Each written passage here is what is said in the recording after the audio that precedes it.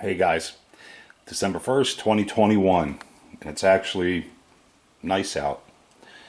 It's fairly sunny, almost 40 degrees, which is a good thing because I need to work on the JD 1050. Last week I used it. It was 22 or 23 degrees out, and I had to let it run about, I'm not even kidding, about 40 minutes before the bucket was operational. So what I'm hoping is, and if you've seen my other video, I did replace that hydraulic pump and it's been working fine until it got cold. So when I bought it from a professional diesel technician who did a boatload of work to it. New clutch, filters, fluids, belts, hoses, thermostat, all kinds of crazy stuff, brakes. But he told me that he changed the spin-on in the screen and replaced the fluid, which makes sense because the spin-on still looks new, the fluid still looks really good. But I'm really hoping, I don't have a new spin-on filter, so I'm really hoping that the screen is gummed up with organic matter and not tractor matter. So anyway, the problem that I'm facing is I crawled under my machine and had a look, and the guy gave me the parts manual, the service manual, the operation manual for the tractor, as well as the owner's manual for the bucket loader. So I had a good idea because this is my second 1050. I had a good idea where this screen is, but it didn't look like my other 1050 under there. So I broke out the books, and this is what my first 1050 looked like. It had a drain plug here and two bolts, and the filter cover came off to replace or clean the screen. There's the screen. I actually have a brand new one here. And in case anybody else is interested, this is the part number for that screen. So I said, okay, the service manual, which is this, is from 1986. My last one was an 88 or an 89. So I don't know what the difference is, if there was a mid-year upgrade, or this is the parts manual showing the same setup as the service manual. Two bolts, drain plug here. I don't have that. The owner's manual kind of shows the same thing here. So I'm going to get under the tractor, pull this apart, and we'll be back. Alright, so we're under the tractor, and I'm not sure how well this is going to focus because it's pretty close to me and I can't get much further away from it. But this is where I believe that screen is. And it's got, like I said, the three bolts, one here, and one up top in the center. I would think this is the drain plug, but I can't be 100% sure.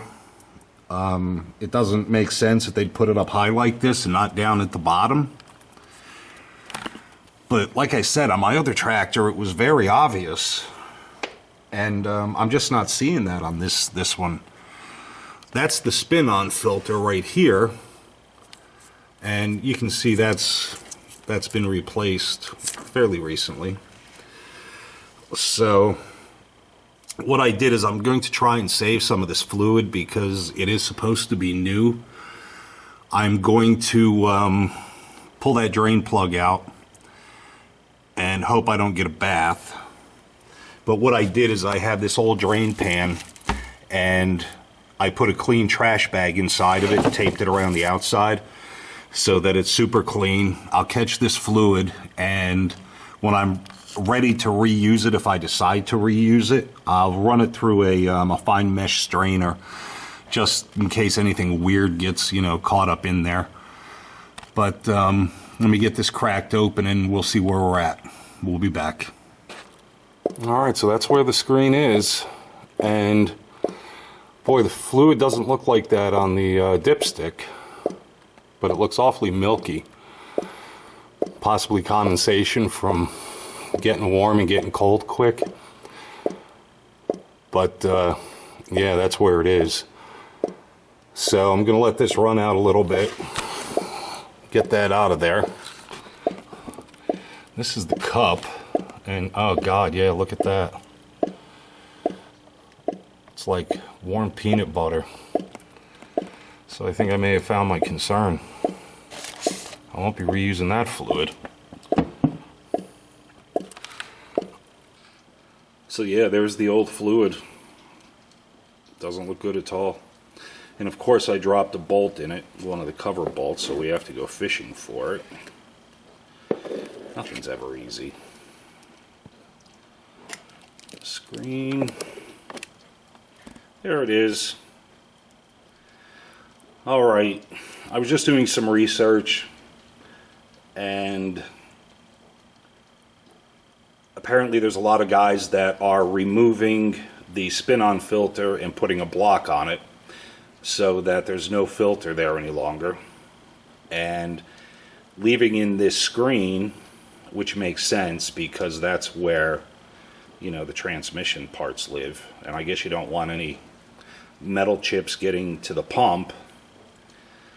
So I'm not convinced that just replacing this screen and the fluid is going to help too much.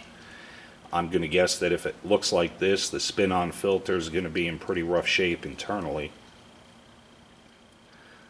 But yeah, apparently this is a big problem with the moisture in this fluid, in this particular series of tractors. The 850s, 950s, 1050s, and even the 1070s. But I got to do what I got to do. I need the tractor to move round bales around to feed the horses. So I'm going to put the screen in, fill it with new fluid, and I've been letting it drip out.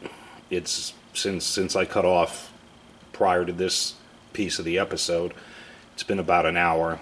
So I'm going to replace the screen, fill it with new fluid, and see where we're at.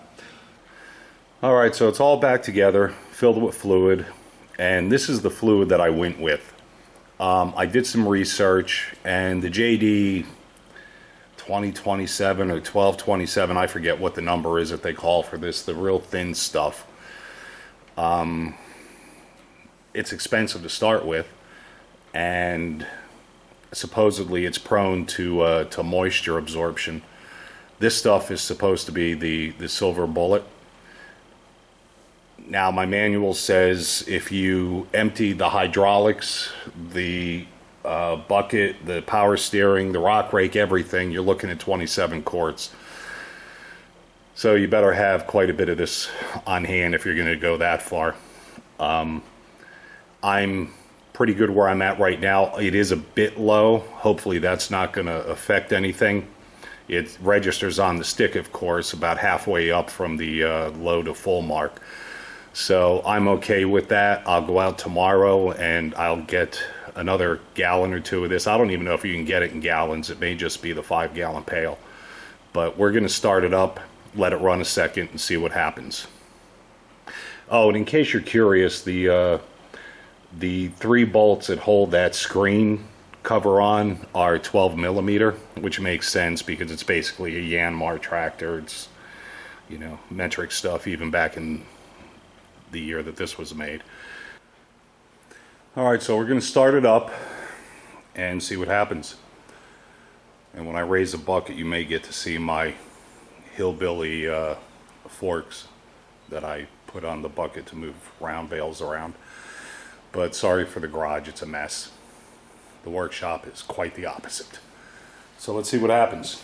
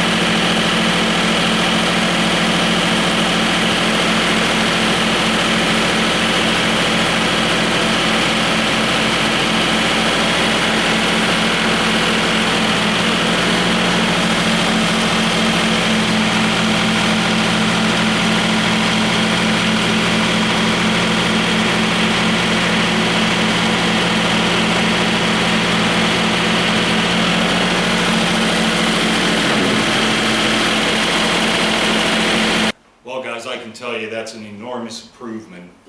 It's still not right, but it's a lot better. Tomorrow I'm going to run out and get some more fluid and top this off, make sure we're good there. And I'm going to tell you that I very well may be blocking off the spin-on filter. Probably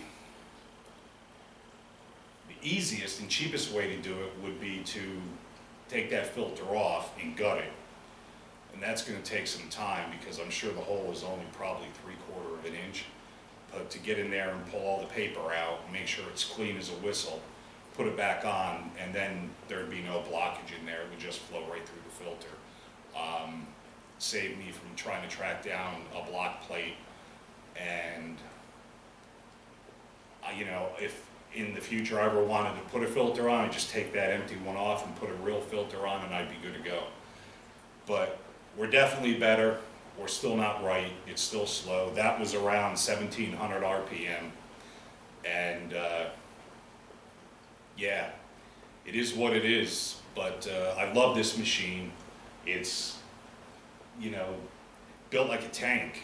I mean, I've put this through a lot. I put my last one through a lot. Never had an issue with it other than these hydraulics.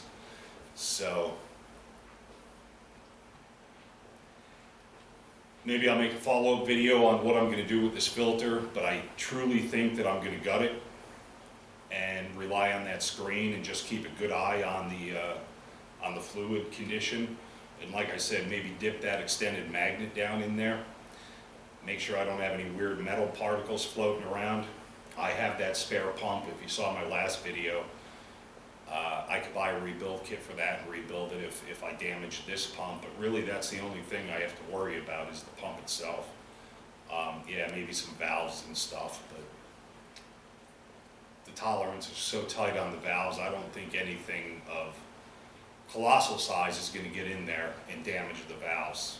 Water is the big enemy, though. If you have water in your fluids and you let it sit for a while, it's definitely going to rust because it's a clean metal surface, and then you've got problems.